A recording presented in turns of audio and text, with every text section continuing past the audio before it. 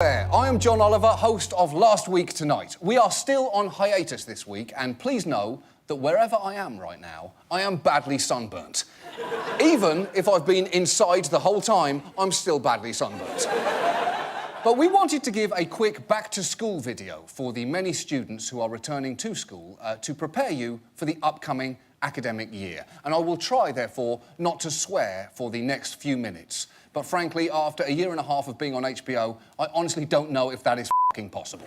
So, whoops. So, let's go class by class. First, American history. Listen, the only thing you need to learn about this is something that they are almost definitely not going to teach you, and that is Warren G. Harding's love life, which, believe me, was spectacular. Seriously, Google Warren G. Harding penis named Jerry right now, and you will not be disappointed. Although to do that, you may have to switch Safe Search off. So let's move straight on to world history. You are going to hear a lot in school about European explorers and colonists. Now, as adults, you will realise that these men were basically genocidal lunatics. But for now, enjoy thinking of them as thrilling adventurers and discoverers. You will also learn that Africa and Asia are places, but that's about it. You will leave school knowing as much about those two continents as I know about actor Penn Badgley. You'll know it's something that exists in the world, but you won't be able to give any facts about it other than the general shape. So, let's move on to math. You're going to be repeatedly told you need this when you grow up. That is bullshit. You will need addition, subtraction, multiplication and division, which, where I'm from, were called the original Fab Four. But that is it. I'm an adult with a job, and I cannot remember if a logarithm is some kind of exponent, Kenny Loggins' first album, or a method of lumberjack birth control. I don't know. So, ignore it. Just ignore it. And move on.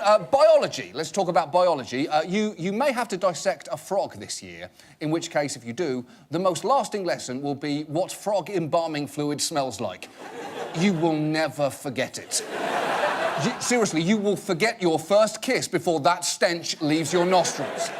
Let's move on to chemistry. This is going to be disappointing. Unless you have a really good teacher, you probably won't even learn how to cook meth. And that's really all anyone's in it for. And finally, English class. This was my favourite, because it's basically just essay writing. You can't be wrong. The biggest mistake you can make is forgetting who dies at the end of a book. So we have made a handy guide to who dies at the end of things.